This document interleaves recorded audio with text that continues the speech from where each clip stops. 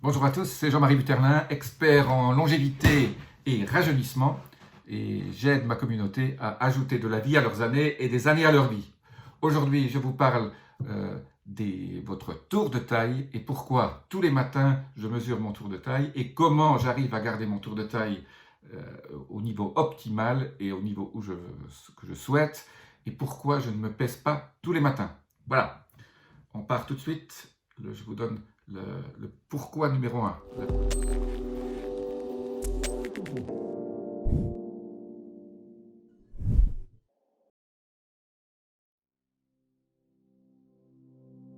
Raison numéro 1 pourquoi je mesure ma tour de taille et pas mon poids tous les jours. En fait, moi je mesure mon poids une fois par semaine, tous les samedis ou tous les dimanches, je regarde.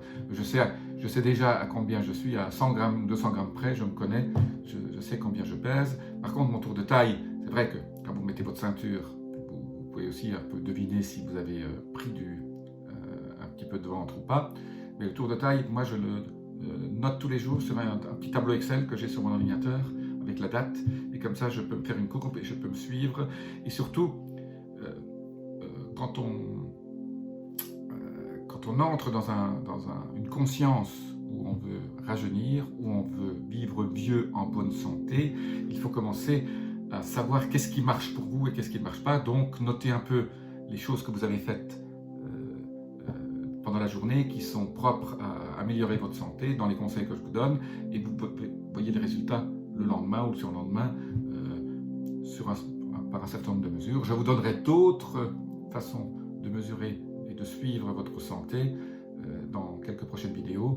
Et donc abonnez-vous, appuyez sur le petit bouton de la clochette si vous voulez recevoir les notifications, si vous avez envie que je vous donne d'autres conseils pour suivre et mesurer votre santé. Voilà, donc je mesure mon tour de taille.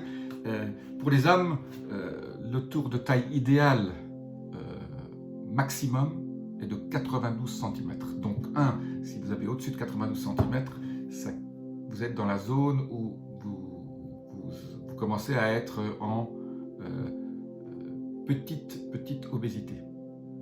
Au-dessus de 100 cm, on commence à rentrer dans l'obésité. Au-dessus de 110, 115 cm, on est dans la grande obésité. Donc moi je dis toujours, et toutes les études le montrent, et dans la description de la vidéo vous trouverez quelques liens là-dessus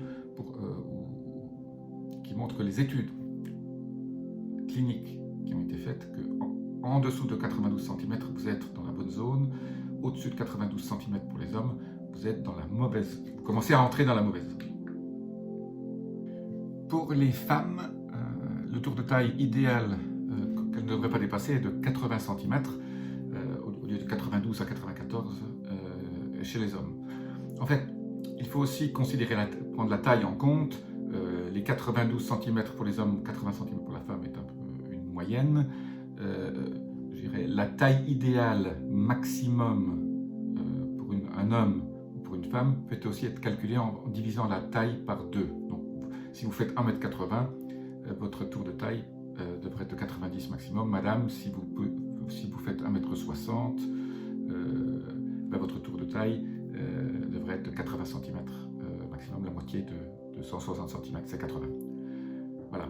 Cette mesure est beaucoup plus importante que le poids. Pourquoi? Parce que quand on mesure, le poids, en fait, finalement, ne vous dit pas grand-chose. Vous pouvez peser 120 kg comme Teddy Riner, mesurer 1,95 m ou 2 m, et avoir une IMC, un indice de masse corporelle de 30, qui est généralement le début de l'obésité. Et finalement, Teddy Riner, je ne sais pas quel est son indice de masse corporelle, mais sûrement aux alentours de 30-32, il est en parfaite santé parce que c'est que du muscle. Donc, la deuxième chose qu'il faut bien comprendre, c'est que toutes les études cliniques, surtout faites à la Mayo Clinic, et je vous donne dans la description ci-dessous les références, essayez de lire, beaucoup sont en anglais, montre que en fait, votre tour de taille est prédicteur de votre année de décès.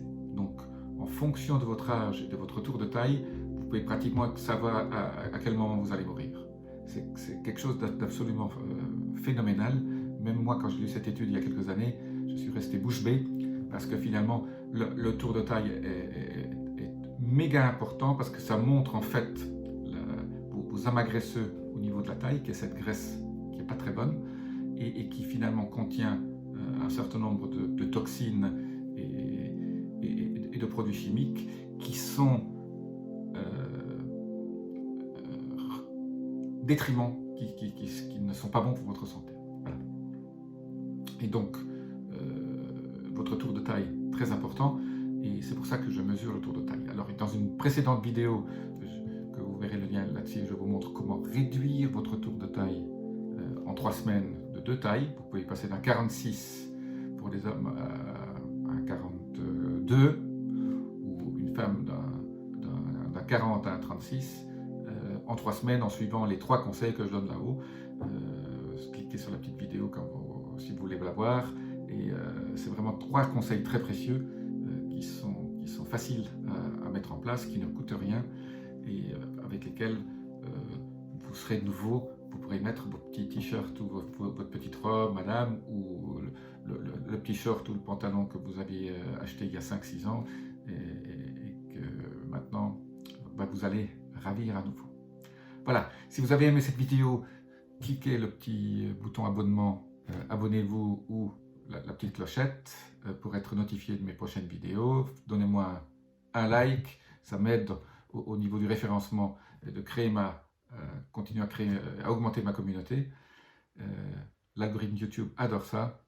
Je vous dis à bientôt dans une autre vidéo où je vous donnerai les clés pour rajeunir. Namasté.